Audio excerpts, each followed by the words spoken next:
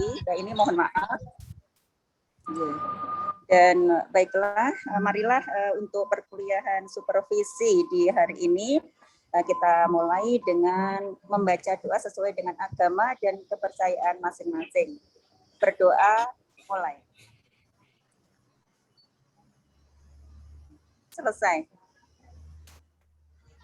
Ya, untuk selanjutnya saya mohon maaf kepada teman-teman mahasiswa di mata kuliah supervisi pendidikan ya, agak telat tadi untuk join ya karena ada kegiatan di UPI. Dan untuk selanjutnya waktu saya serahkan kepada ketua ini ya Komting ya, bahwa hari ini tetap mempresentasikan sesuai dengan jadwal yang sudah ditentukan, dan silakan Komting memimpin jalannya presentasi. Silakan Pak Komting. Ya, terima kasih Bu Barokah. Teman-teman, sesuai dengan jatah, monggo Mbak Leli langsung mawon nggih. Waktu nanti diatur dengan durasi yang disesuaikan sehingga nanti pertanyaan-pertanyaan yang muncul juga bisa merata, dan apabila nanti ada masukan-masukan dari Bu Barokah juga bisa cukup waktunya. Kita mulai nanti tetap berakhir jam 14.40 ya. Begitu, terima kasih Mbak Leli, silahkan waktunya dipersilahkan. Oke, terima kasih Pak Edi. Saya share screen Pak Edi ya. Assalamualaikum warahmatullahi wabarakatuh. Yang saya hormati Ibu Dr. Barokah, yang saya sayangi teman-teman satu kelas Prodi MP Angkatan 2020, hari ini kita akan berdiskusi tentang supervisi kepemimpinan kepala sekolah. Supervisi kepemimpinan kepala sekolah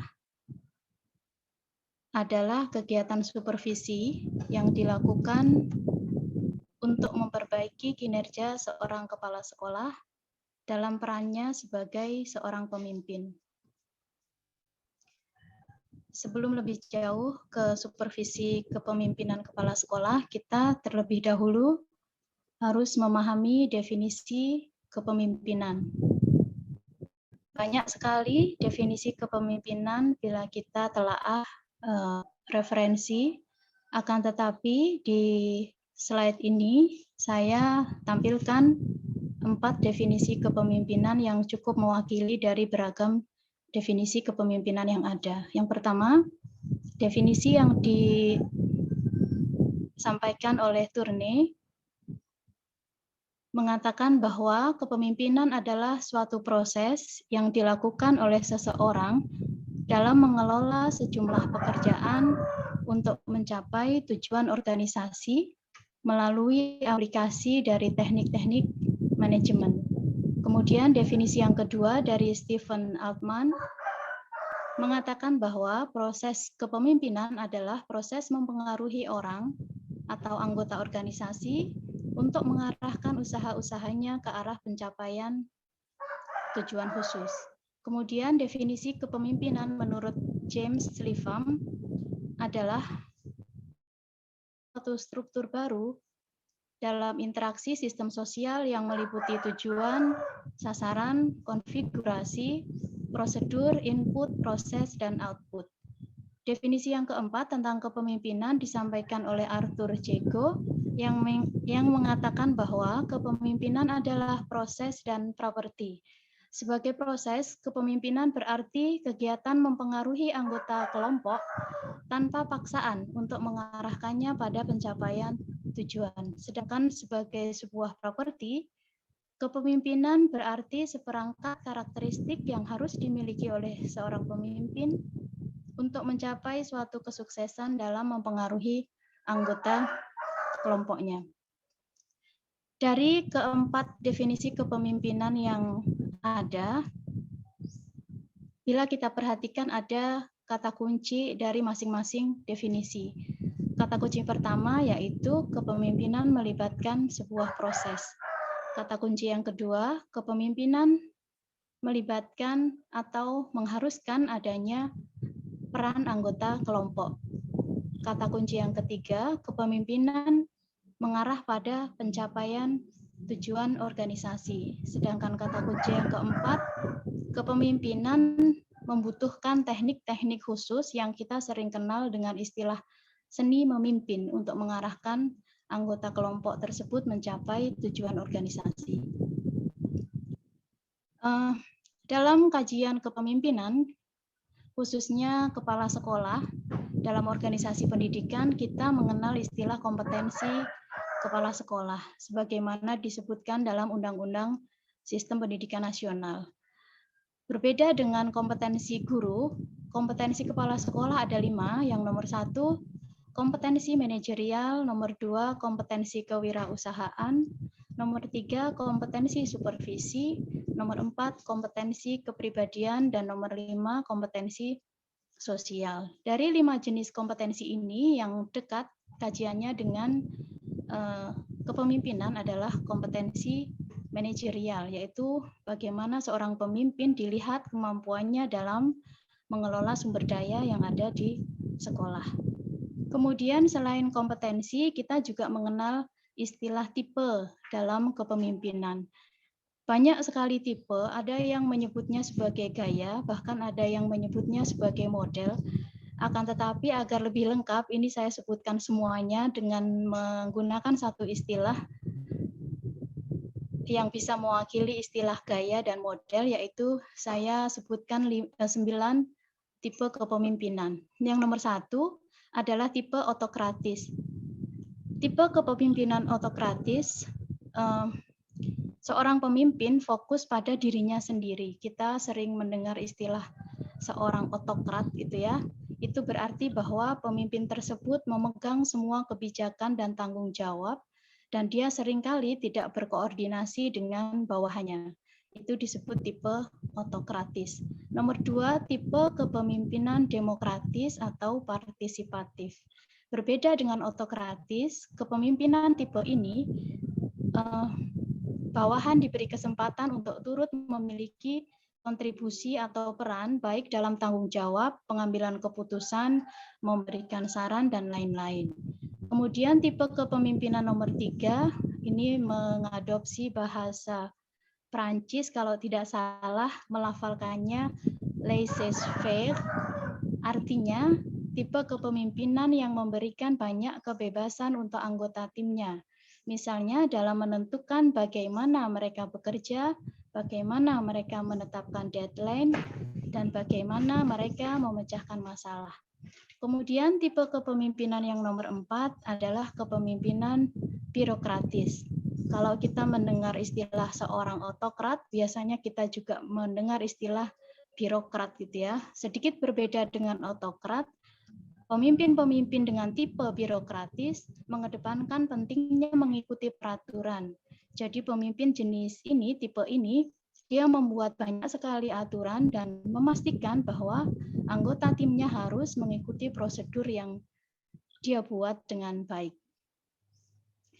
Melanjutkan slide sebelumnya, tipe kepemimpinan yang nomor 5 adalah tipe karismatik.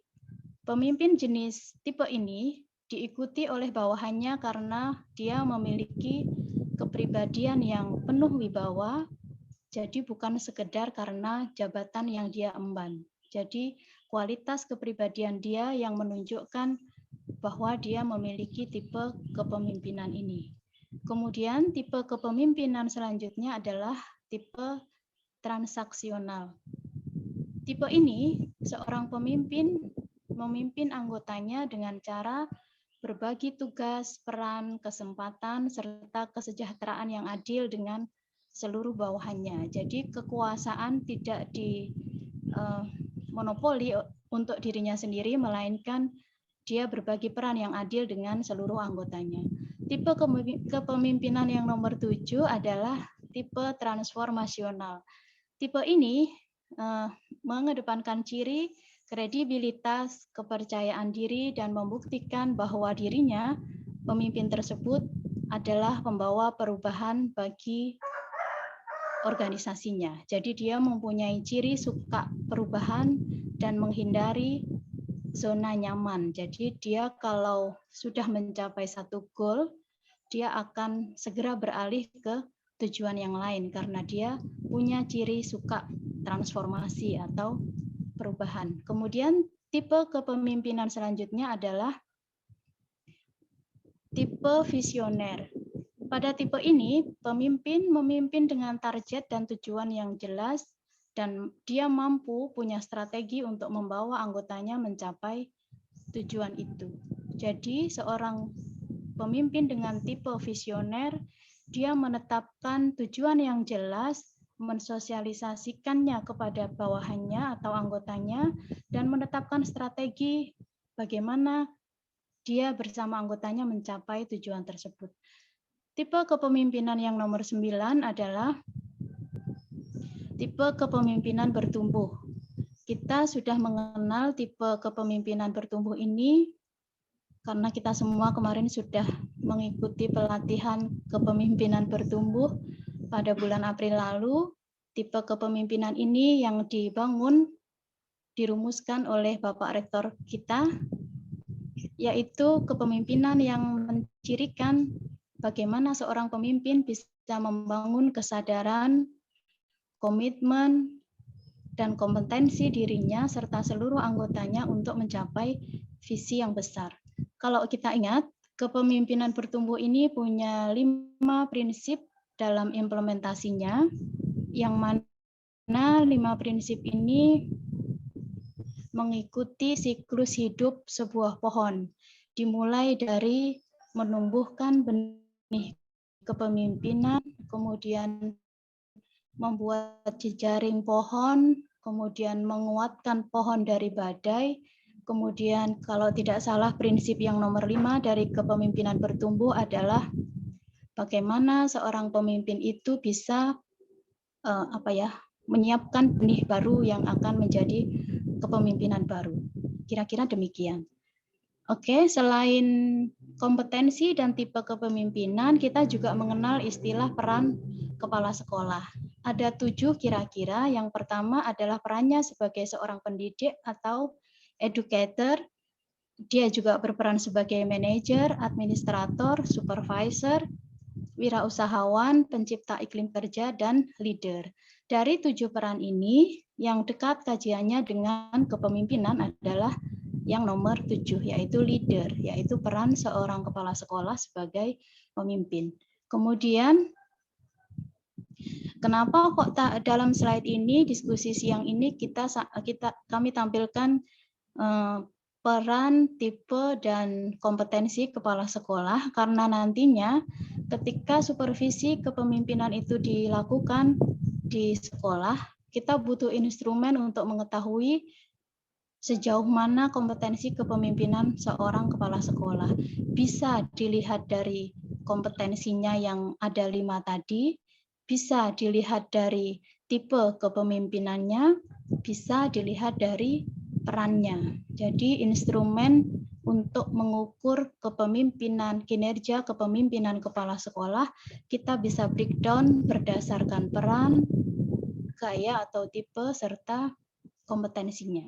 Nah, teknik untuk melakukan supervisi kepemimpinan itu setidaknya ada 4. Yang nomor 1, kunjungan sekolah dan dokumentasi. Nomor 2, wawancara individu dan kelompok. Nomor 3, observasi. Nomor 4, penilaian terhadap diri sendiri. Teknik kunjungan sekolah dan dokumentasi, supervisor meninjau situasi lingkungan sekolah, memeriksa dokumen-dokumen, mengamati interaksi sosial, menganalisis kebutuhan, dan merancang pembinaan untuk kepala sekolah itu berdasarkan hasil kunjungan. Pada teknik wawancara, supervisor melakukan supervisi dengan berfokus pada penggalian data melalui wawancara dengan anggota-anggota sekolah, kemudian juga melalui diskusi terpimpin atau yang kita sudah kenal dengan istilah FGD, kemudian merancang pembinaan untuk kepala sekolah berdasarkan hasil wawancara itu. Teknik yang nomor 3, observasi. Pada teknik ini, supervisor melakukan supervisi dengan fokus pada pengamatan lingkungan, menganalisis hubungan antar unsur, dan merancang pembinaan berdasarkan hasil observasi. Teknik yang nomor 4, penilaian terhadap diri sendiri, atau kita sering dengar istilah DD gitu ya. DD itu deskripsi diri, yaitu bagaimana seseorang menilai dirinya sendiri. Pada prakteknya, teknik nomor 1, nomor 2, dan nomor 3 seringkali tidak bisa dipisahkan secara rigid gitu ya. Biasanya dilakukan bersamaan.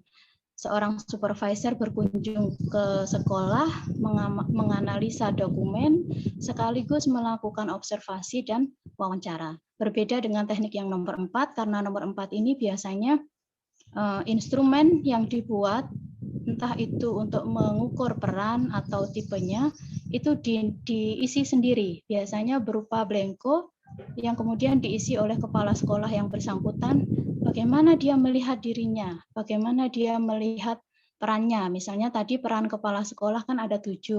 Apakah dia merasa cukup berperan sebagai seorang pendidik? Apakah dia merasa cukup berperan sebagai seorang manajer? Apakah dia merasa cukup berperan sebagai seorang administrator, dan seterusnya. Kemudian segala kegiatan supervisi itu tidak akan ada artinya bila tidak ditindaklanjuti dengan upaya untuk meningkatkan kompetensi kepemimpinan kepala sekolah. Jadi ketika kita seorang supervisor sudah melakukan kunjungan, sudah melakukan observasi, wawancara, testing, dan lain sebagainya, bila tidak di-scoring dan diikuti dengan upaya peningkatan kompetensi, tidak ada artinya. Nah, upaya yang bisa dilakukan oleh supervisor dalam meningkatkan kapasitas kepemimpinan sekolah, setidaknya ada 3 secara garis besar.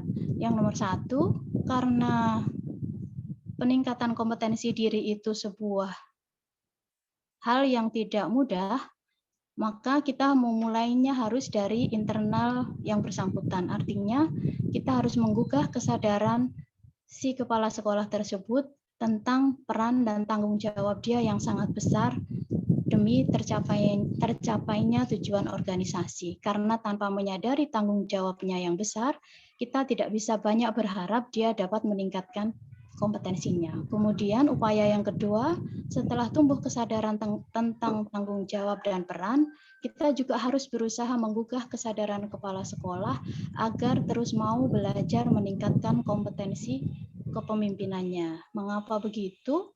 Karena ilmu pengetahuan berkembang, zaman berubah, kebudayaan masyarakat berubah, maka kompetensi diri seseorang juga harus beradaptasi mengikuti perubahan zaman. Kemudian upaya yang ketiga yang bisa dilakukan oleh seorang supervisor adalah memberikan pendidikan dan pelatihan peningkatan kompetensi.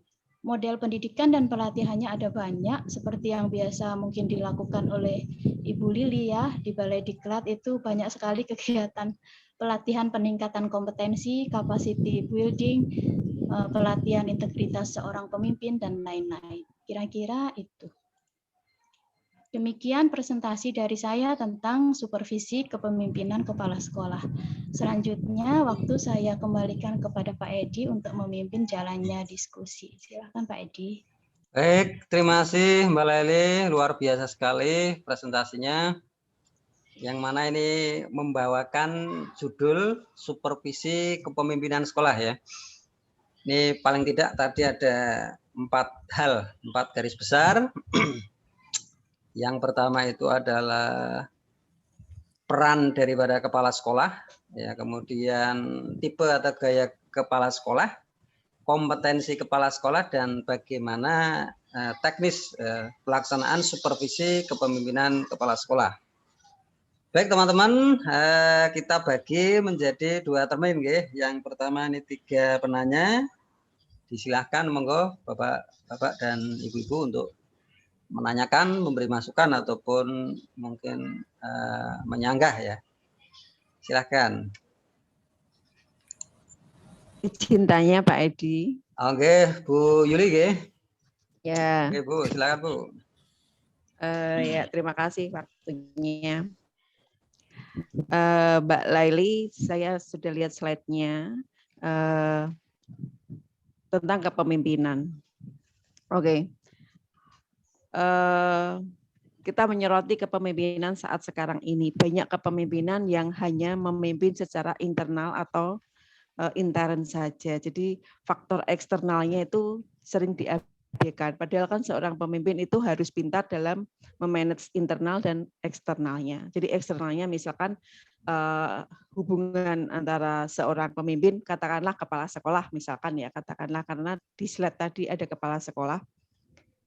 Kepala sekolah dengan pemerintah, dengan stakeholder, dengan lingkungan, dengan masyarakat, dan dengan warga luar lingkungan sekolah.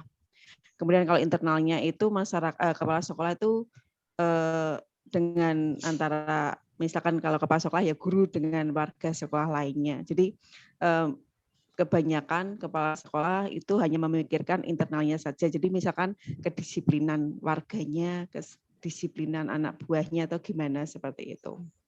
Nah, sebenarnya kan harus eksternal dan internal yang harus seorang kepala sekolah pikirkan.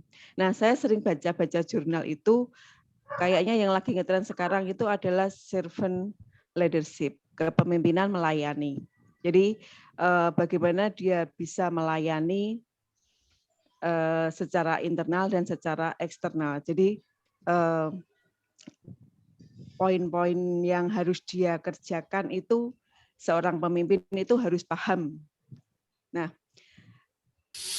yang saya tanyakan, mungkin Mbak Leli atau yang lainnya itu ya, bagaimanakah elemen-elemen dari kepemimpinan ini yang bisa direfleksikan secara tepat oleh seorang leader.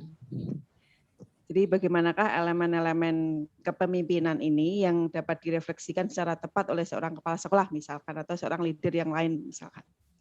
Itu Mbak Leli, terima kasih.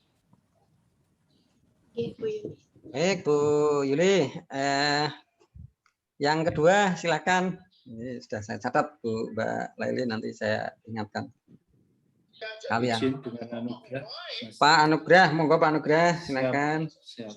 Mohon izin Bu Laili ya. Cuma satu aja Bu.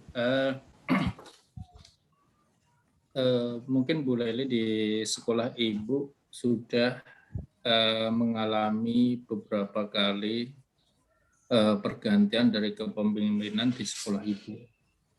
Ya itu aja. Yang menjadikan pertanyaan saya, ya itu saja. Enggak ding. Yang menjadi pertanyaan saya adalah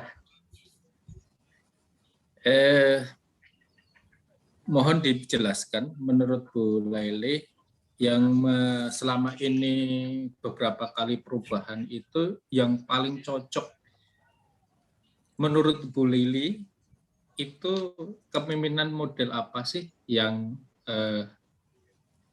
dimaui oleh Bu Lili untuk sekolahan Ibu dan alasannya seperti apa? Hanya share aja, mohon terima kasih Bu Lili dan Pak Kamteng, standby. Oke, Pak Anugrah.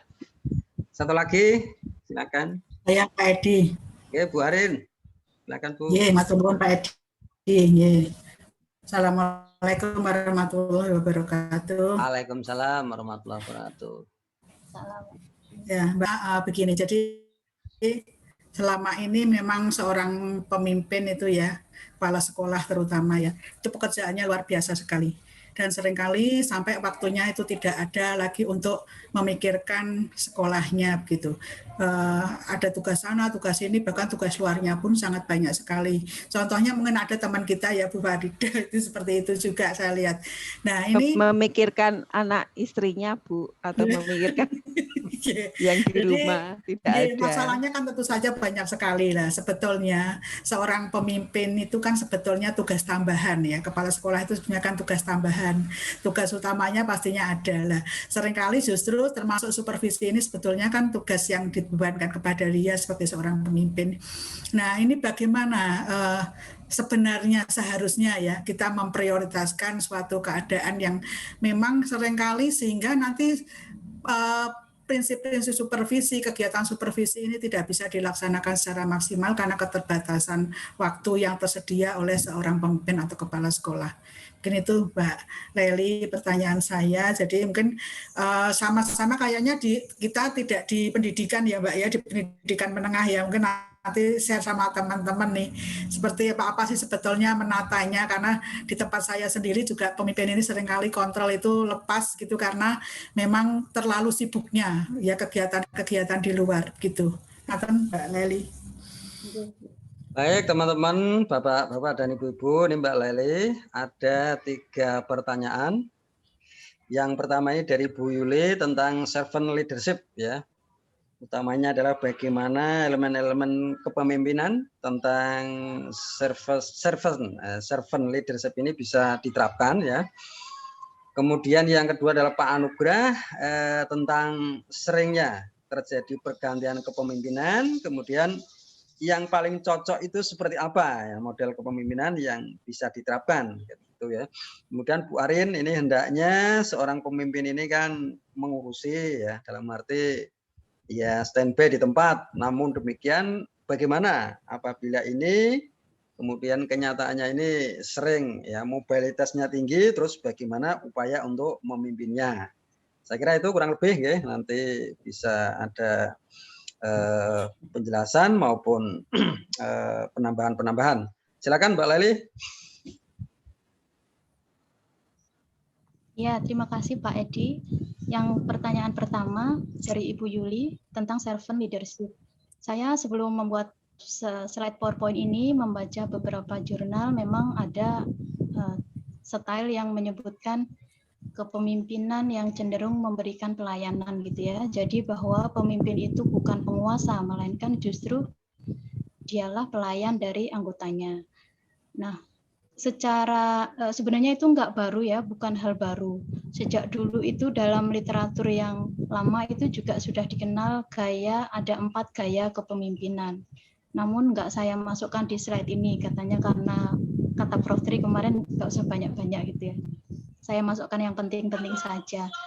Tentang gaya kepemimpinan sendiri itu ada 4. Yang nomor 1 gaya directing, yaitu mengarahkan secara langsung kamu harus ngapain, kapan, dananya berapa, tempatnya di mana. Itu namanya gaya directing. Yang tipe gaya nomor 2 coaching, yaitu coaching itu apa? Pendampingan, memberikan pendampingan. Jadi selain mengarahkan, juga mendampingi dan membina secara langsung dari jarak dekat. Kemudian gaya yang nomor 3 adalah facilitating. Facilitating itu memberi fasilitas. Berdasarkan apa? Bukan berdasarkan kemauan pemimpin, melainkan berdasarkan apa yang dibutuhkan oleh anggotanya. Kemudian yang nomor 4 adalah gaya delegating, yaitu memberi kewenangan bawahannya atau anggota strukturnya untuk berbagi peran sesuai tugas pokok dan fungsinya. Nah, bila dilihat dari 4 gaya kepemimpinan ini, servant leadership sepertinya dekat dengan gaya facilitating itu. Pertanyaan Bu Yuli tadi, bagaimana implementasi prinsip-prinsip kepemimpinan melayani? Saya kira ya tidak jauh dari memberikan fasilitas yang dibutuhkan anggotanya. Itu kalau internal. Kalau eksternal bagaimana? Karena kalau di dalam instrumen, mohon maaf ya, kebetulan kami dari perguruan tinggi, di instrumen akreditasinya perguruan tinggi, bagian standar kriteria kepemimpinan itu ada dua tipe kepemimpinan, yaitu kepemimpinan publik dan kepemimpinan organisasional gitu ya. Jadi kepemimpinan publik itu bagaimana seorang pemimpin dalam hal ini perguruan tinggi itu menunjukkan perannya keluar, yaitu melayani. Kalau di perguruan tinggi kan ada tridharma ya. Jadi tidak hanya berkutat pada pendidikan dan pengajaran saja, akan tetapi bagaimana dia melakukan pengabdian kepada masyarakat. Jadi berbasis kebutuhan masyarakat. Diimplementasikannya ya berbasis apa yang dibutuhkan masyarakat. Meskipun lingkupnya tentu saja ditetapkan oleh perguruan tinggi. Kalau di sekolah saya kurang paham skopnya seperti apa, tapi kalau perguruan tinggi itu ada kegiatan pengabdian kepada masyarakat di mana kita melayani apa yang dibutuhkan oleh komunitas atau kelompok masyarakat itu. Itu kira-kira jawaban saya, Ibu Yuli. Nanti kalau kurang lengkap bisa dilengkapi oleh teman-teman yang lain. Saya lanjut Pak Edi. Ya, silakan. Dulu. Maksudnya lanjut ke ya. Bu Yuli gimana dengan jawaban ini Bu Yuli? Jadi tipe pelayan ya, memang seperti itu tadi yang dijelaskan Mbak Laili gitu ya. Bu Yuli, apakah mungkin ada sanggahan atau mungkin ada tambahan dari teman-teman yang lain ya? Silakan Bu. Apa sudah cukup puas? Ya, maksud saya itu perefleksiannya yang tepat gitu loh Pak. Jadi elemen-elemen apa saja gitu supaya direfleksikan oleh seorang kepala sekolah dengan tepat. Strukturnya apa saja, substansinya apa saja gitu loh. Ya, struktur dalam arti mungkin begini Bu, artinya seperti apa ya, kriteria lebih detail ya dalam melayani karena itu bagian-bagiannya apa gitu ya mungkin ya, seperti itu Pak. Bisa dibilang apa ya namanya ya, istilahnya kalau kita mau masak sayur asem, nah istilahnya tuh bumbunya seperti itu Pak. Jadi gambarnya yang ditanyakan berarti bumbunya apa aja gitu maksudnya? Bumbunya, iya bumbunya. Kalau kita mau masak sayur asem misalnya, jadi nggak kacang, nggak terong, nggak seperti itu nggak, tapi bumbunya. Ya ini memang ibu-ibu itu yang bagi yang suka masak ini ya. Jadi bapak-bapak malah nggak tahu ini bumbunya apa aja ya. Yang penting enak gitu aja ya. Jadi servant ini kan pada prinsipnya kan merasa melayani gitu ya. Jadi kalau kepemimpinan melayani, penjualnya dengan penuh ramah ya, senyum, tulus, ikhlas gitu ya, mungkin apalagi cantik luar dalam itu mungkin ya, itu lebih lebih menyenangkan ya, kayak pecel meranggen mungkin seperti itu nggih. Saya kira itu ya Bu Mbak. Iya Pak Edi. Terima kasih. Saya sudah menangkap. Terima kasih Mbak Leli. Iya Bu Yuli. Ya. Mungkin maksudnya Bu Yuli, ini saya merasa sudah menangkap, jangan-jangan nanti nggak cocok lagi. Di dalam kompetensi kepala sekolah tadi kan salah satu kompetensinya adalah kompetensi sosial gitu ya. Diri manusia itu kan terbagi secara psikologis itu kan menjadi 6 bidang, 6 ranah gitu. Ada kognitif, ada bahasa, ada sosial emosional, ada fisik motorik, dan lain sebagainya. Nah, servant leadership itu ada di ranah sosial emosional.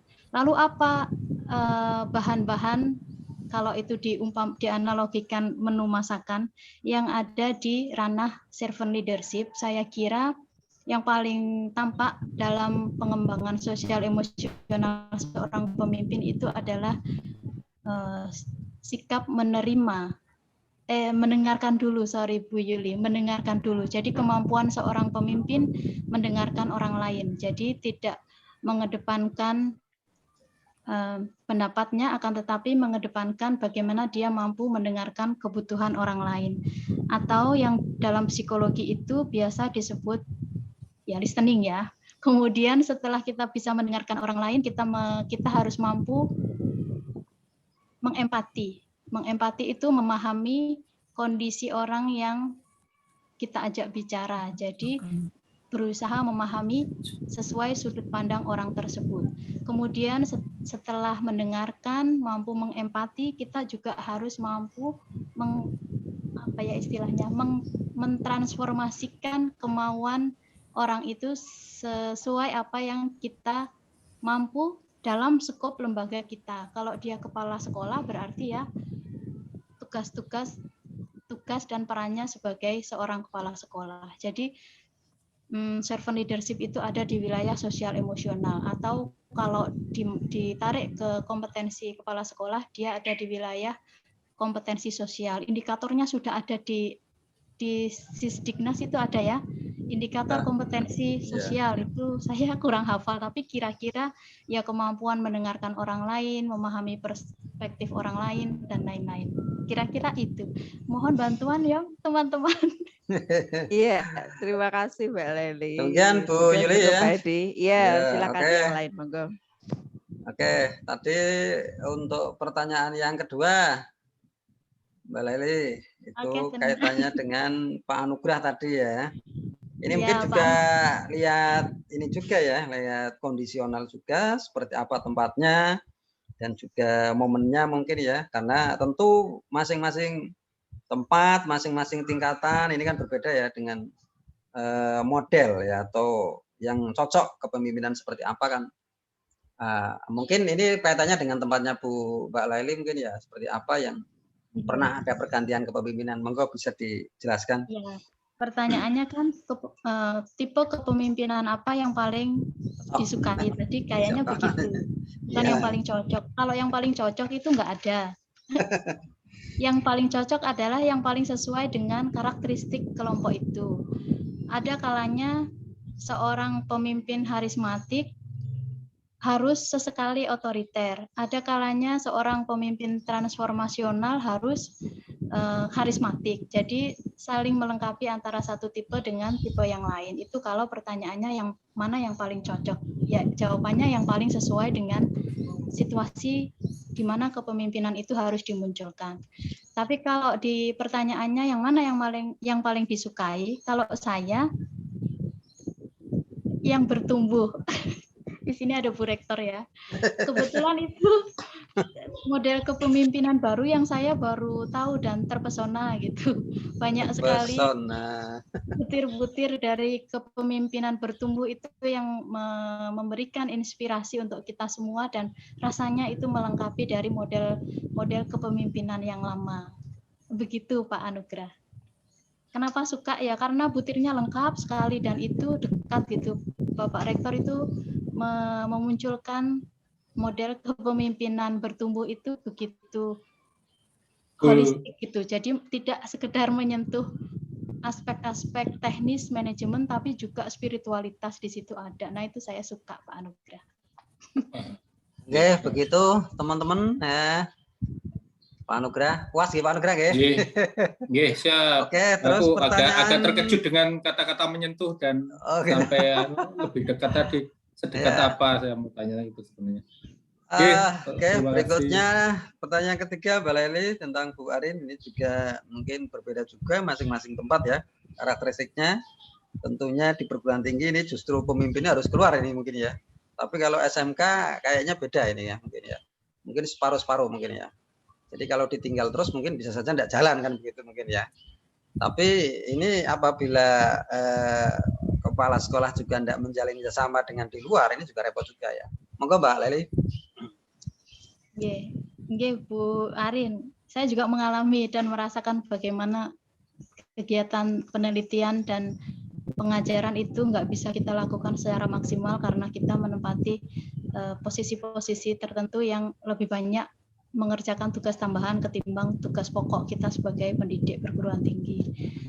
Pertanyaan Bu Arin kan, bagaimana memprioritaskan peran kita? Saya rasa kita nggak bisa serakah dalam tanda kutip semuanya harus perfect gitu. Saya kira tidak bisa. Pada kenyataannya kayak di BKD, saya nggak tahu kalau di Dikti ada apa enggak ya. BKD beban kinerja dosen itu kalau dosen itu menempati struktur tertentu, mengajarnya itu cukup 4 atau 6 SKS gitu ya. Selebihnya SKS yang banyak itu justru didapat dari posisi dia sebagai pimpinan sebuah unit kerja gitu. Bagaimana memprioritaskannya ya sesuai tupoksi kita di organisasi itu.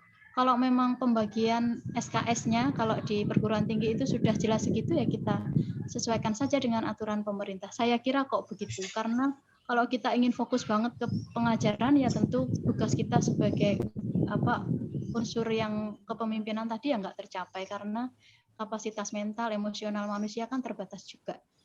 Gitu. Saya kira kok begitu Bu Arin. Nanti pencerahan dari Bu Dokter saja ya.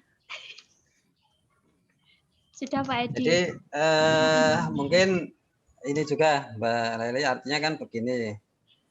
Jadi satu sisi ada ya katakan pemimpin kok kepala sekolah misalnya katakan lebih banyak di luar misalnya ya. Sementara satu sisi terus bagaimana mengurusi kinerja manajerial di sekolahnya misalnya gitu ya.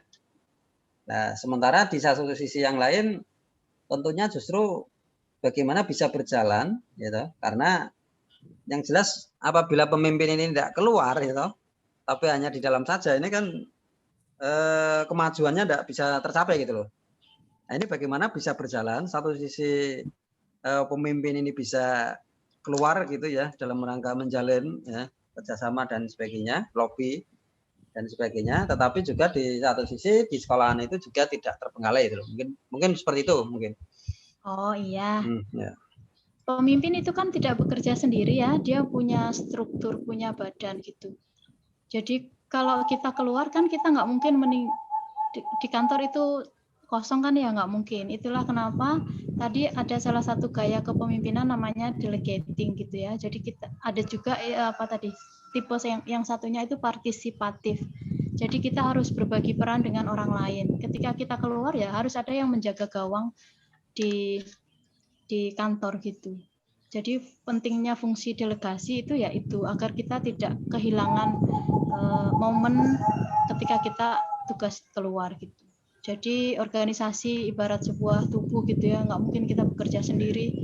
Waktunya menggaruk ya tangan yang kita pakai, waktunya merasakan ya hati yang kita pakai gitu ya Pak Anugrah ya. Kira-kira baik, oke ya bagus. Saya kira Bu Arin gimana Bu Arin? Ada yang mau tambah lagi atau menyanggah? Mungkin nanti sebetulnya prioritas mana yang harus didahulukan seringkali memang begitu ya. Jadi seperti kejadian-kejadian sering sehingga polisi sebetulnya yang paling penting ya. Jadi kalau pergi seorang pemimpin kemudian kita harus memberikan yang ada di bawah-bawah ini, kemudian tidak ada delegasi, kemudian ada kegiatan urgent yang tidak bisa dijawab dengan menunggu. Ini kadang-kadang kita ini jadi bingung gitu, mau ngapain, mau bagaimana. Sementara di level yang lebih tinggi memaksa kita untuk memberikan keputusan segera. Lah itu kadang-kadang sering sekali hal-hal seperti ini terjadi. Nah ini kadang-kadang pendapatnya ada mungkin ya bagaimana alur, kemudian bagaimana polisi-polisi itu harus diambil, kemudian bagaimana seorang pemimpin harus mendelegasikan kepada bawahan, itu harus tertulis secara jelas gitu. Kadang-kadang kita juga mau mengambil keputusan itu juga sulit gitu, sulit dan takut salah gitu terus terang gitu. Ini Mbak Leli, sering hal seperti ini terjadi. Itu kalau di kami ya SOP itu Bu Arin, tanda tangan saja kan ada waktunya. Kalau di kami itu misalnya pengajuan anggaran misalnya ya itu tidak akan lebih dari 3 hari. Jadi yang mengajukan itu ya kalau butuh buru-buru dia harus persiapan sebelumnya gitu. Ya, terus terang seperti kejadian baru hari ini juga terjadi seperti itu. Nah ini kami juga akhirnya saya mengambil keputusan, nggak tahu entah keputusan itu betul atau tidak karena ditunggu hari ini sementara tidak ada yang bisa kita lobby untuk bagaimana mengambil keputusan itu segera. Ditunggu segera selalu begitu. Hitungannya menit, jam, paling lama jam. Kalau capek ya disalahkan aja Bu Arin. Nah ya itu kadang-kadang keputusan itu bisa salah kan ya karena kita tidak punya untuk berkonsultasi harus bagaimana gitu. Itu sering terjadi ya. Dinikmati aja. Ya, mungkin ini ada kiat-kiatnya seharusnya seperti apa begitu ya. Kadang-kadang ini sampai siang ini pun kita hubungi susah gitu, nggak ada jawaban. Itu human error berarti kan itu Bu Arin. Ya itu. Saya lebih suka pemimpin tipe karismatik. Jadi lebih memberikan kepuasan kepada internal dan eksternalnya. Mungkin pemimpin tipenya Bu Arin bukan tipe karismatik. ya Mbak Leli ya. Tipe karismatik itu yang pemimpinnya Bu Arin itu Pak Jeffrey loh. Ya, ini nggak ada semua ini hari ini nggak ada semua, jadi kita nggak mau bicara keputusan. Padahal ditunggu dikti ini dalam hitungan jam. Tunggu. Boleh. Bu Arin. Meramaikan Pak Edi. Oleh-oleh. Oh ya baik, silahkan Bu Mbak Lili, Bu Lili. Bu Lili Ya, ini mau nambahin, mau ngomentarin iya. atau pertanyaan baru? Mau menambahin sekaligus bertanya ke Mbak Oh, Laili. Ini tadi kan begitu. fenomena yang disampaikan Bu Arin kan menarik ya. Kemudian saya Oke.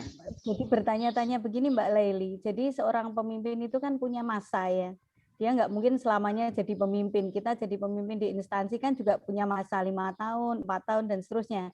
Mungkin pekerjaan itu kan belum selesai ya, belum tuntas dari awal sampai akhir gitu ya. Pertanyaannya seperti Bu Arin tadi, mungkin kepala yang sebelumnya atau pemimpin yang sebelumnya baru mulai belum kelihatan hasilnya sudah diganti atau digeser kan seperti itu, dimutasi dan seterusnya. Nah ini pertanyaan klise. Ini mungkin Mbak Laili saja yang expertnya di sini kan, di forum ini kan narasumbernya beliau. Nah ini apa?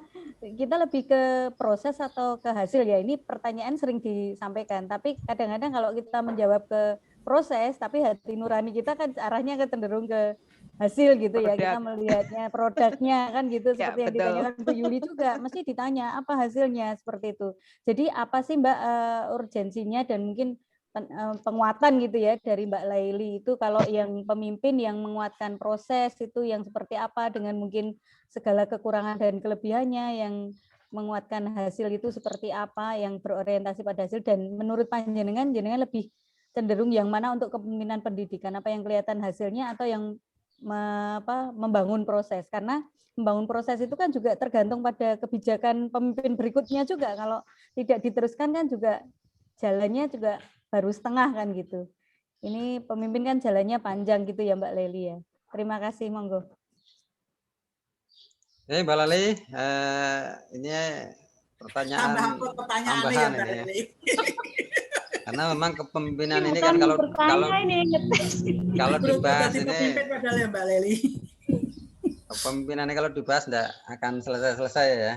Ini pertanyaan dari Bu Lili itu adalah bagaimana nih, apakah khususnya mungkin di sekolah saja ya disempitkan ya, kepemimpinan yang langsung dikecilkan ya, dikecilkan aja di sekolahan, apakah kepemimpinan ini yang langsung bisa menghasilkan produk, misalnya nilainya bagus rata-rata ya, berprestasi di tingkat kabupaten atau provinsi bahkan nasional, atau yang meletakkan dasar-dasar kan begitu ya, meletakkan fondasi kuat, misalnya budaya mutu ya, kemudian juga disiplin yang tinggi dan sebagainya. Saya kira monggo Mbak Leli. Saya coba jawab ya, mudah-mudahan dua-duanya ya. Kalaupun salah ya tidak banyak-banyak salahnya. Sekolah, oke. Lebih bagus mana sih pemimpin yang berorientasi pada proses dan hasil? Saya kira yang bisa menilai adalah anggota dari kelompok itu. Jadi saya tidak bisa bilang proseslah yang penting.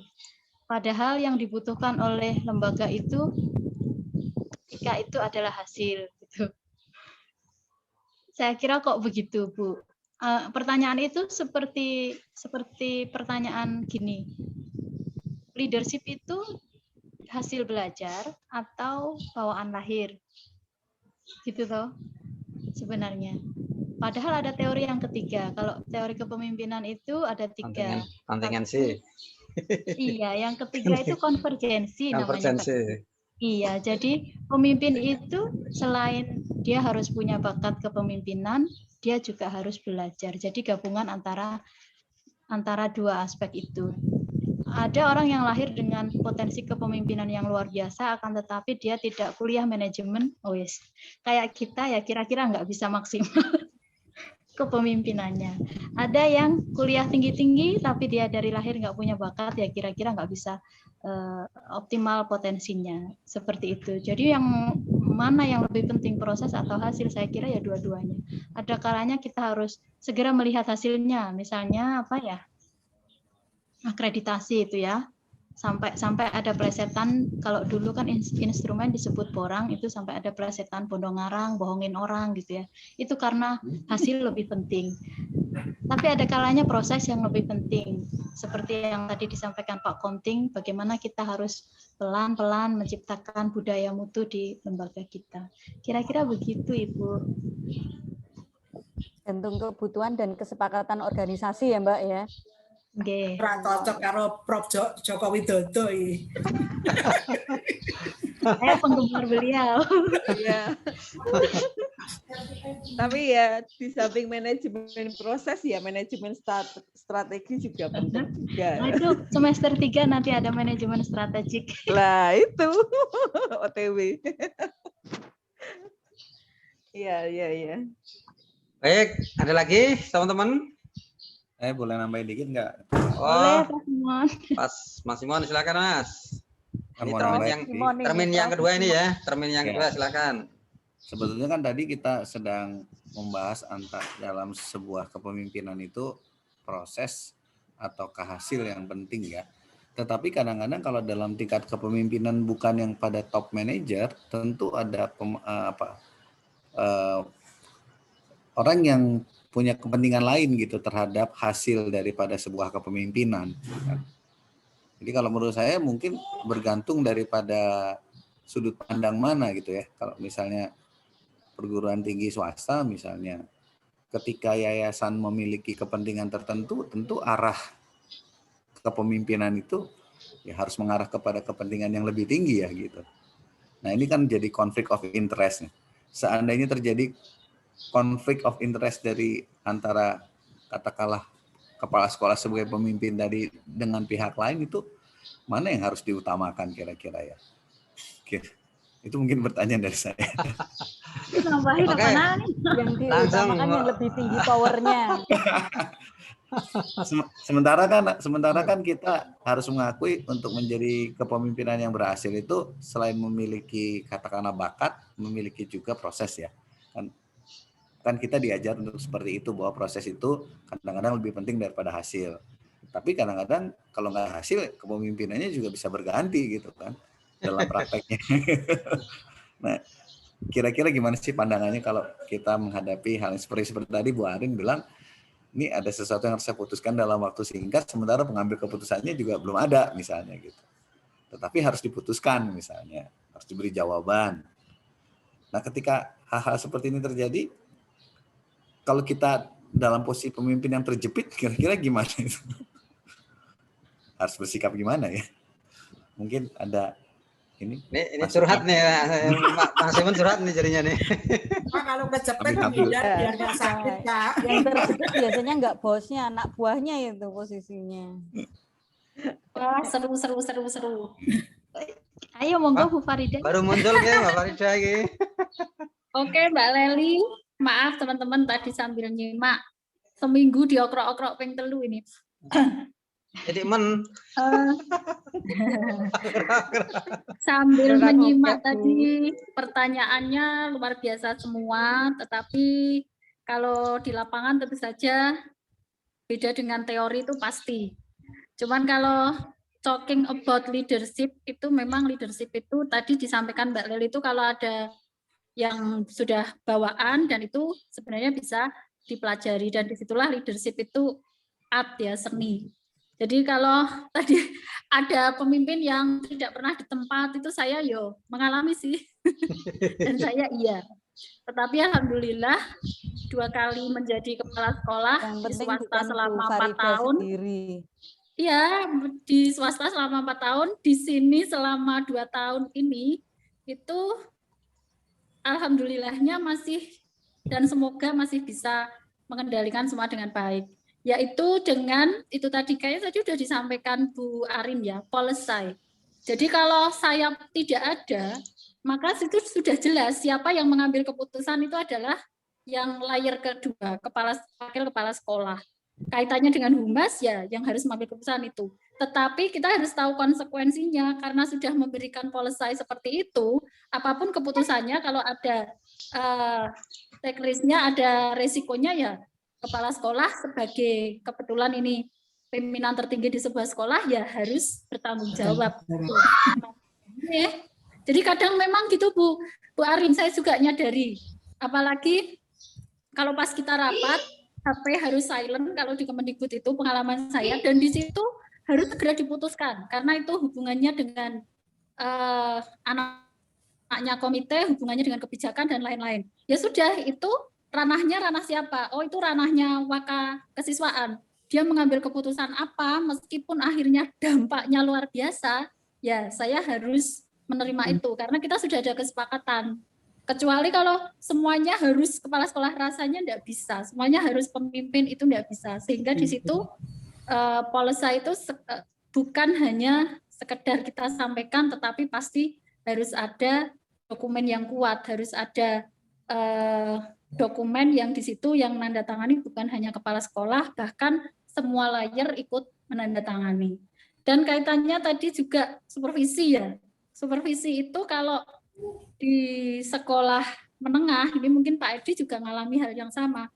Itu memang kita boleh ada aturan, tidak harus semua kepala sekolah mensupervisi gurunya. Apalagi 85 guru, dan dulu saya 101 guru itu kalau saya tandangi sendiri nggak pernah rampung, sehingga memang aturan itu kami pakai selama pangkat golongannya tidak melebihi yang disupervisi, itu memang diperkenankan. Nah, disitulah layer 1, layer 2-nya, meskipun kita tidak ada dikotomi itu di sekolah, itu fungsinya dijalankan begitu. Ya, sangat menarik tadi menyimaknya. Maaf ya Mbak Leli, hanya menambahkan saja menurut pengalaman pribadi seperti itu, karena beberapa yang disampaikan itu pas dengan yang saya alami. Terima kasih. Oke. Gitu Mbak Leli itu ya, tambahan ya dari Bu Farida ya. Silakan teman-teman yang lain barangkali ada yang menanyakan ya. Mbak Leli, tapi sebelum teman-teman yang lain menanyakan, ini saya mau bertanya sedikit ini. Kemarin tuh saya ngikutin ada sidang disertasi dari kakak kelas kita. Mungkin teman-teman juga ada yang melihat juga ya. Itu ada istilah di YouTube ya, itu ada istilah kepemimpinan berbasis masyarakat itu. Tapi saya melihat bahwa institusi yang disurvei atau diteliti itu adalah ini apa namanya, organisasi non formal ya, sekolah non formal ya gitu, semacam apa ya, kayak semacam mungkin kayak semacam LPK ya, kayak pondok tapi kayak LPK gitu ya. Dan muridnya itu enggak banyak, itu hanya 30 siswa, 3 angkatan itu 30 siswa. Nah di Salatiga itu, nah itu dia menyimpulkan bahwa dari tipe kepemimpinan tadi yang Mbak Laili sebutkan ya, ada 9 tadi ya, itu dia itu mencoba menambahin teori, yaitu ada kepemimpinan berbasis masyarakat, dan itu dianggap menurutnya itu efektif dalam memajukan sebuah organisasi, yaitu kepemimpinan berbasis masyarakat. Nah itu kira-kira gimana nih ya? Karena dia mencoba mengurai bahwa apa namanya, kepemimpinan selama ini itu perlu ditambah gitu ya, sehingga untuk bisa memajukan sebuah institusi ya, baik itu formal maupun non formal, dan utamanya non formal, itu akan efektif hasilnya jika ada kepemimpinan berbasis masyarakat. Nah, mohon kiranya Mbak Laili menghubungkan ya, apakah perlu ya ditambah kepemimpinan berbasis masyarakat, atau sudah cukup ya masuk di dalam ranah 9 tipe kepemimpinan itu. Silakan Mbak Leli. Diketawain sama Bu Lili. Nggih, Pak Edi. PR angel lagi Pak Edi. Enggak, Bu, kayaknya ini gampang ini kayaknya. 9 tadi itu kan juga tidak serta-merta lahir berbarengan. Dia lahir satu demi satu menyikapi perubahan peradaban manusia. Jadi meskipun ada pendekatan atau model baru kepemimpinan, selama itu ada dan bisa dipakai ya saya kira nggak masalah. Karena dulu ketika kita kuliah filsafat ilmu kan begitu ya Pak Edia, katanya Prof. Susanto itu, ilmu itu berkembang mengikuti perkembangan manusia gitu. Jadi ya nggak masalah. Toh 9 itu seperti yang kepemimpinan nomor 9 tadi, kepemimpinan bertumbuh itu kan dulunya tidak ada. Bahkan ketika Zoom pelatihan kepemimpinan bertumbuh itu saya nanya langsung ke Pak Rektor itu, apa bedanya kepemimpinan yang Bapak temukan ini, Bapak rumuskan ini dengan kepemimpinan yang sebelumnya gitu. Dan itu sifatnya tentu saling melengkapi karena lahirnya seperti teori-teori kan gitu ya, lahirnya dari sebuah situasi tertentu dan punya ciri khas. Selama itu bermanfaat untuk peradaban manusia, why not gitu saya kira. Gitu Pak Edi. Untuk menjadi ilmiah ya, kita harus melewati uji ilmiah ya. Selama itu bisa diukur, diamati, dievaluasi, diterima secara ilmiah ya, diterima saja. Kecuali tidak memenuhi unsur-unsur kaidah ilmiah ya, tidak bisa kita paksakan menjadi sebuah teori gitu. Oke, baik teman-teman ya. Silahkan yang lain barangkali ada yang mau menambahin. Ini waktu masih 5 menit lagi coba ya sebelum nanti ada tambahan atau komentator komen dari Bu Barokah. Okay. Silakan teman-teman yang belum bertanya. Oh, Bu Leli. Bu Hartuti. Silakan Bu. Matur nuwun sangat Bu Leli. Ya. Tadi di slide disebutkan terkait dengan kepemimpinan bertumbuh. Dan saya juga terkesan sekali saat saya mengikuti agenda yang telah disampaikan oleh Bapak Rektor itu kaitannya dengan kepemimpinan bertumbuh. Karena memang dengan kepemimpinan bertumbuh itu seorang pemimpin diberikan karakter-karakter yang mana karakter tersebut harapannya bisa meningkatkan ataupun mengembangkan suatu kelembagaan agar lembaga tersebut bisa bertumbuh dengan baik. Nah ini misalkan suatu saat itu pohon yang telah tumbuh itu tadi ya, tumbuh dengan kuatnya, dengan akar yang kuat, kemudian suatu saat diterpa dengan adanya badai. Nah ini pastinya dialami oleh banyak kepala sekolah dalam memimpin suatu lembaga. Nah, ini strategi apa ya Bu Leli ya yang mungkin bisa kita ambil ya, bisa kita jadikan motivasi buat kita dalam memimpin suatu lembaga agar di saat kita itu diterpa suatu badai itu biar pohonnya tadi itu bisa kokoh terus. Matur suwun Bu Leli. Oke. Langsung Mbak Leli. Silakan Mbak Leli. Ini bagaimana ini mungkin pengalaman juga ya. Ini bagaimana agar kepemimpinan ini bisa kokoh, kuat ya. Jadi akarnya menjulang ya, menjulang ke dalam ya. Kemudian batangnya tinggi menjulang ke atas, daunnya rindang ya, kemudian juga ada hempasan angin itu biar tegar lah ini. Saya jadi teringat ini Bapak Rektor ya, Pak Profator itu luar biasa menurut saya juga ya pada saat kemarin memberikan penjelasan materi tentang kepemimpinan bertumbuh itu ya, karena beliau sendiri saya kira mengalami banyak pengalaman, banyak hal yang langsung di lapangan ya.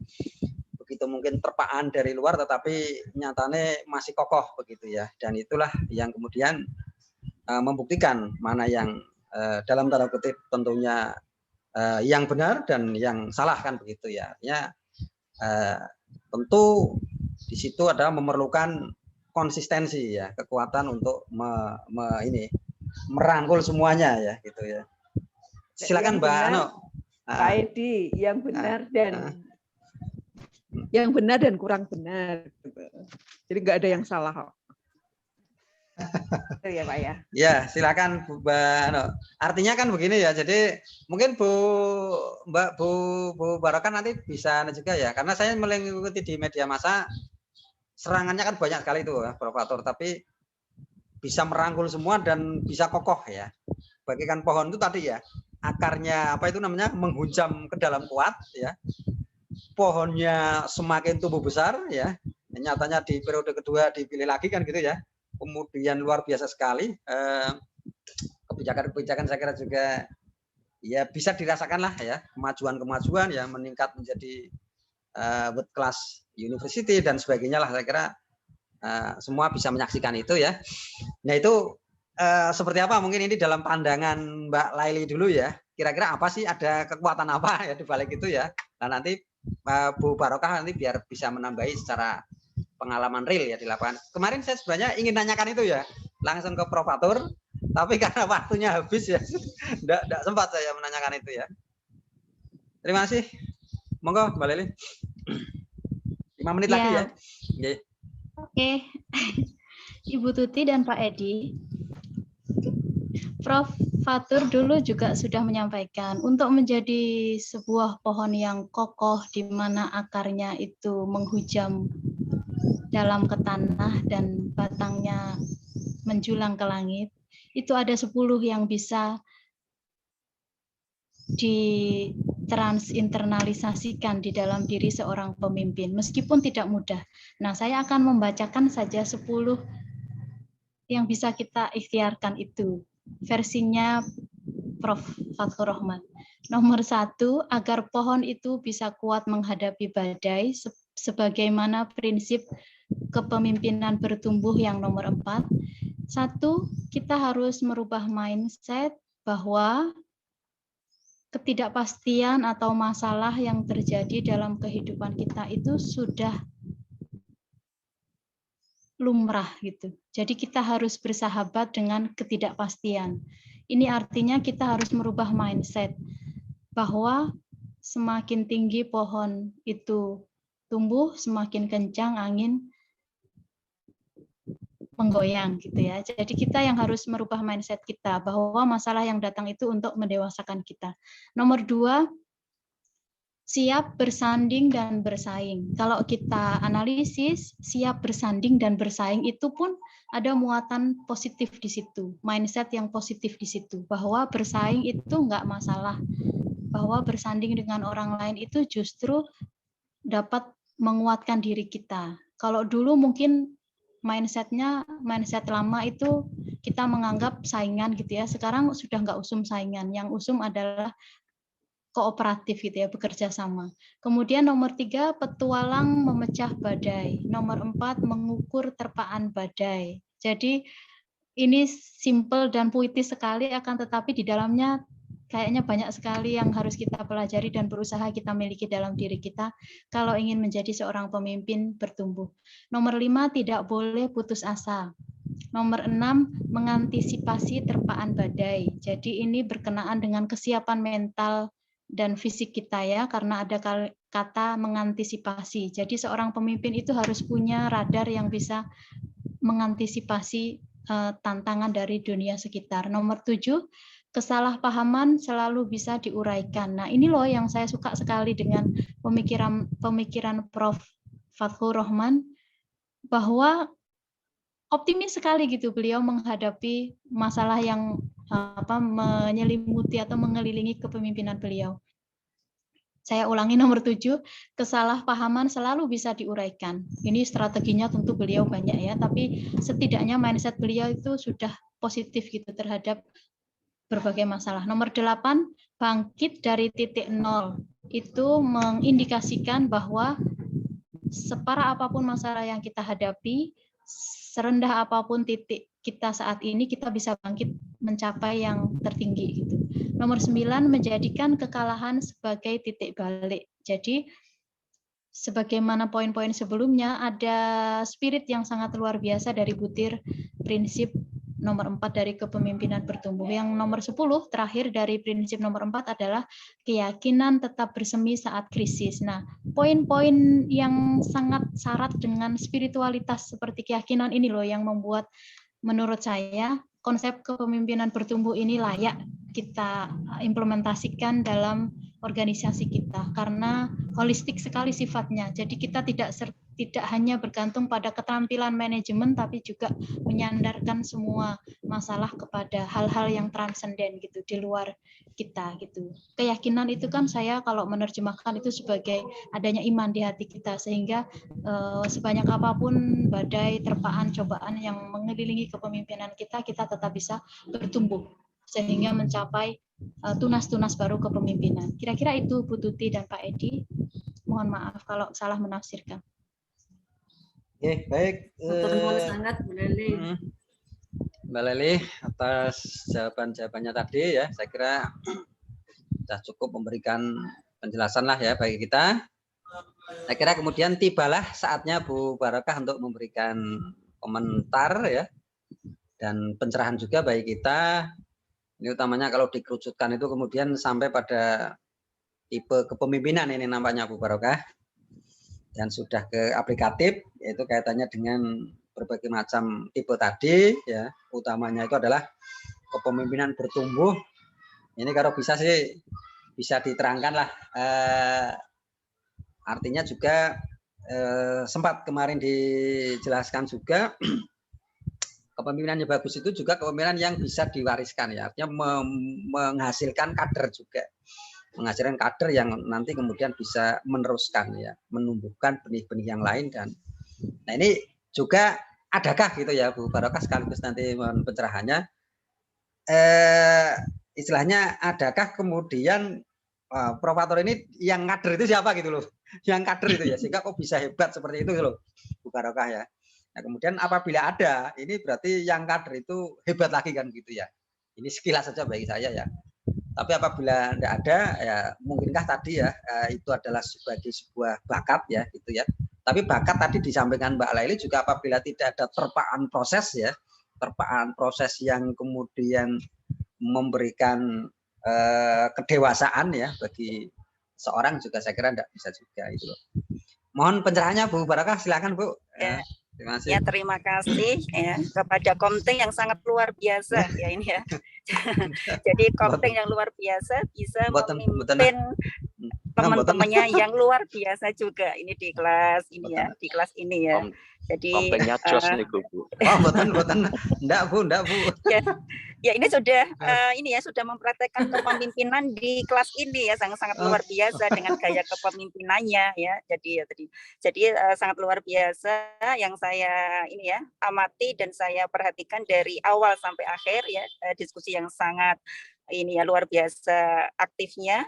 Dan terima kasih kepada Ibu Laili ya dan teman-teman yang presentator tadi ini ya presentasinya tadi Bu Laili dan teman-teman yang memberi masukan, pertanyaan dan juga ini ya penguatan ya. Jadi saya tadi dari Bu Laili tadi ya bahwa banyak tipe-tipe, banyak gaya kepemimpinan, tapi memang pada saat sekarang ini yang paling baik itu yang mana ya. Jadi kan tadi sudah memilih sendiri-sendiri ya sesuai dengan hati nurani ya, tapi yang memang ideal itu di dalam gaya tipe kepemimpinan itu adalah yang transformasi ya.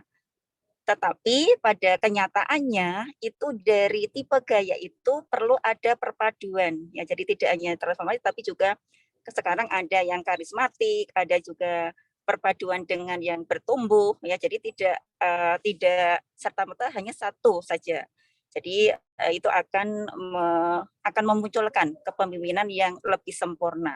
Apalagi di zaman milenial ini yang serba ber-IT dan juga harus ini ya kepemimpinan ber-21 menurut saya gitu.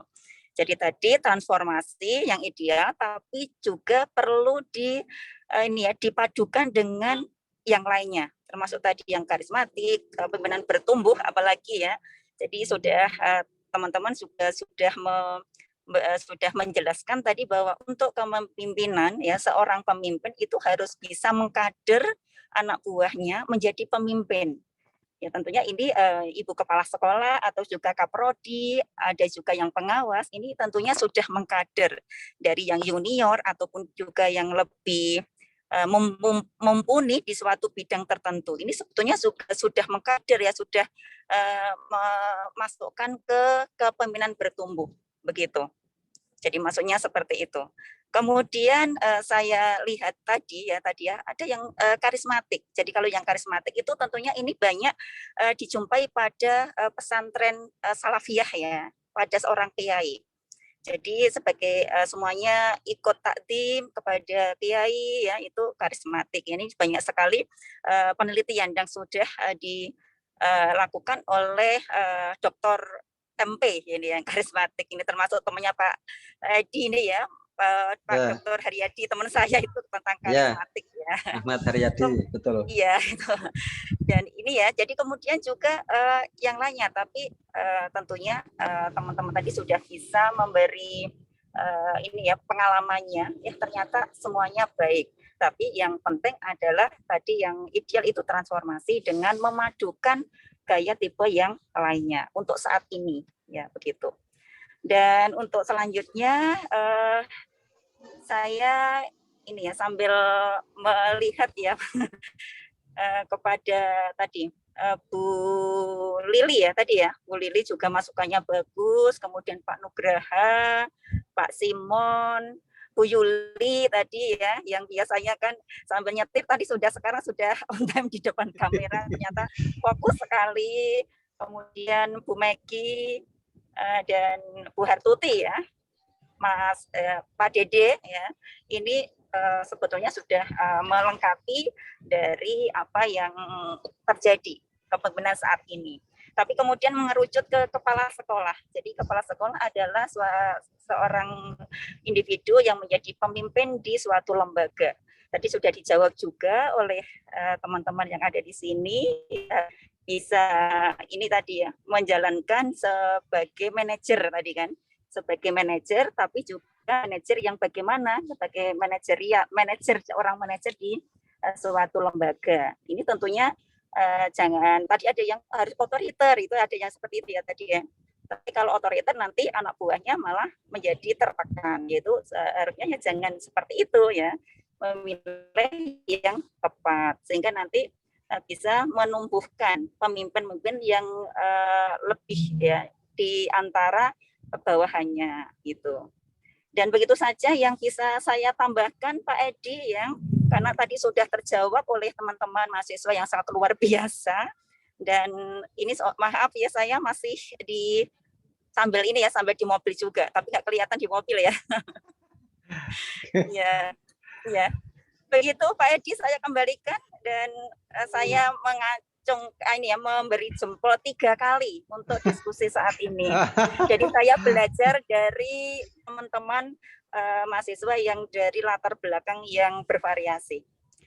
Begitu, terima kasih. Silakan Pak Edi. Oh, ini mungkin sedikit Bu ya. Mungkin kalau Ibu berkenan barangkali Bu ya, ini kan buku Kepemimpinan Bertumbuh ini kan tentu dengan disertai pengalaman ya, pengalaman di lapangan betul yang memang merasakan Bu ya, kemudian mungkin juga di istilahnya itu kemudian diresapi betul, dan itu memang sangat terasa. Saya sendiri dari kejauhan Bu ya, saya non sewu belum pernah kepanggih sama Prof. ya, tapi saya merasakan itu kayak ada apa ya, buku itu tuh bener yang dialami Prof. gitu loh, tetapi juga menjawab keeksistensiannya gitu loh. Nah itu bagaimana ya Bu ya, kok bisa ya, dalam arti menurut saya luar biasa, dalam arti gini, karena serangan sejak pemilihan rektor pertama itu kan sudah luar biasa Bu ya, kemudian jadi bilang, kemudian yang kedua juga ya sampai mungkin ke kepolisian dan ini, tapi kok bisa lolos gitu loh Bu, itu apa ya Bu ya, kira-kira mungkin trik-trik dan strateginya itu loh Bu, sehingga bisa hempasan badai itu betul-betul tadi benar-benar malah menjadikan kokoh gitu loh Bu. Mungkin pengalamannya seperti apa Bu? Barangkali Bu Barakah bisa menjelaskan lagi.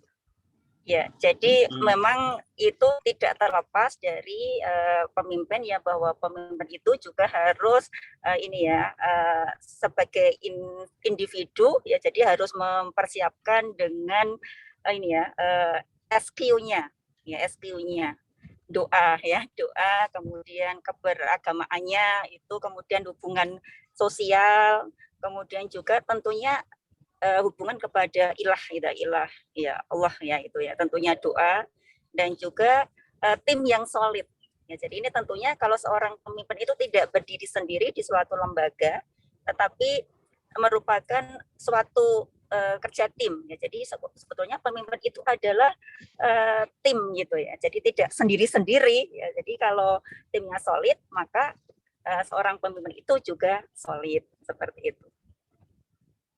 Dan untuk bukunya itu tidak boleh untuk sepotong-sepotong ya. Jadi untuk membaca yang itu tidak hanya bab 3 sudah gitu. Jadi harus dari awal. Ini dari penulisnya ya. Ini ke penulisnya kan ada Prof. Arthur dan juga ada Mas Surahmat ya. Jadi untuk membaca itu harus dengan sepenuh hati, kemudian runtut dari pendahuluan sampai dengan penutup, jangan dipotong-potong. Kalau dipotong-potong nanti akan mendapatkan sari yang salah gitu ya.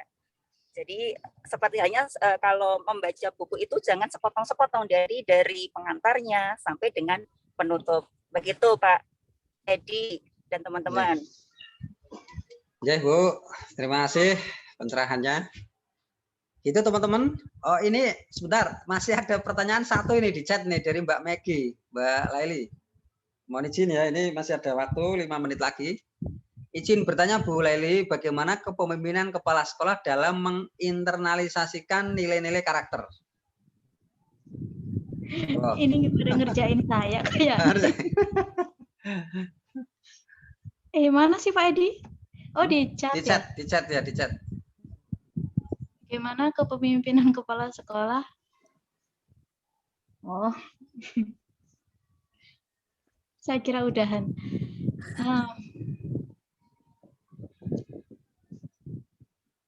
Menginternalisasi dalam. Kalau saya boleh bantu jawab dan boleh, ini kebetulan boleh. Di webinar untuk ini sudah saya sampaikan. Itu best practice yang saya lakukan dan juga ini beberapa diterapkan di beberapa tempat. Internalisasi karakter itu dengan 3M 1T. Apa itu Bu? Bukan karena ini pandemi ya, 3M 1T. M yang pertama itu adalah menginspirasi. Jadi seorang pemimpin itu sebelum dia memberikan instruksi atau apapun ke bukan bawahannya ya, ke koleganya yang di sekolah itu, dia harus inspiring dulu. Kalau dia belum melakukan, kok nyuruh-nyuruh. Contoh simpel aja lah. Guru-guru di tempat saya itu awalnya tidak suka bunga. Setelah tahu saya itu kalau datang nyirami kembang ini itu, mereka akhirnya kan juga rikoh pekewo sendiri. Itu M yang pertama adalah menginspirasi.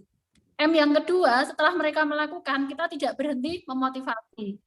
Jadi nilai-nilai internal karakter itu tidak langsung dipaksakan, tapi by inspiring, motivation. Kemudian M yang ketiga, ini yang kadang jarang dilakukan adalah merefleksi. Bagaimana kita setelah melakukan suatu program, itu harus ada kegiatan reflection.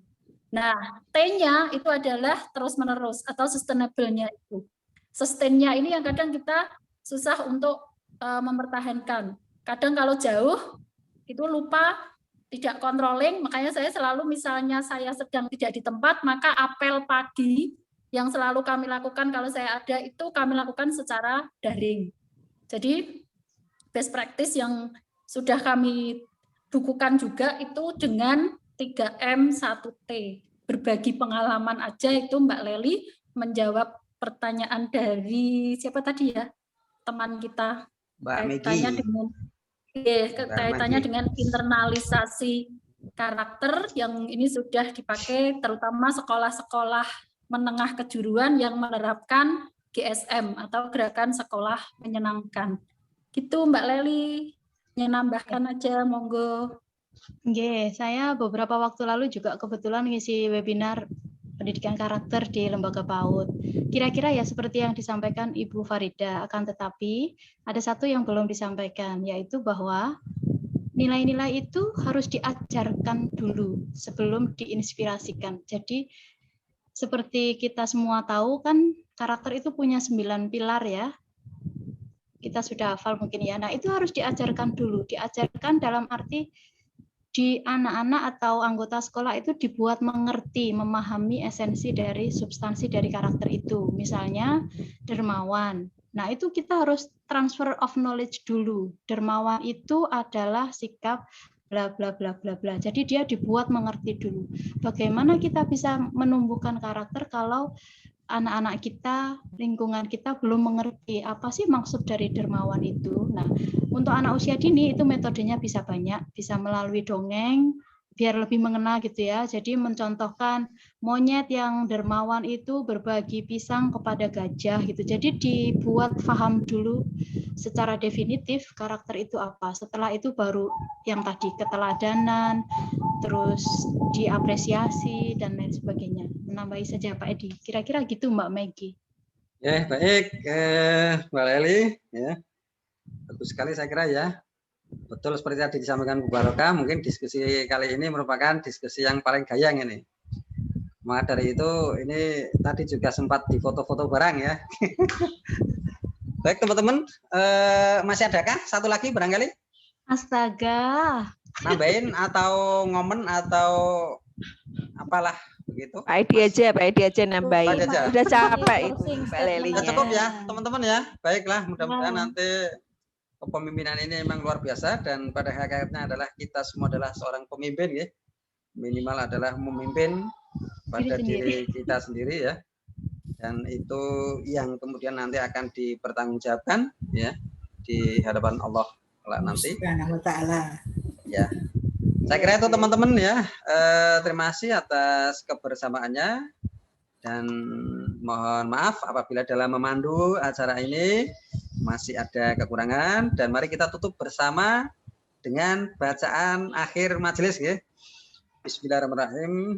Subhanaka Allahumma wa bihamdika asyhadu alla ilaha illa anta astaghfiruka wa atubu ilaik. Assalamualaikum warahmatullahi wabarakatuh. Makasih Bu Barokah. Terima kasih Pak Edi, kampanye sangat luar biasa dan teman-teman mahasiswa. Jelas ya. Hati-hati Bu di jalan Bu. Lena belum saya upload ya nanti malam-malam ya. Iya Bu, siap. Waalaikumsalam.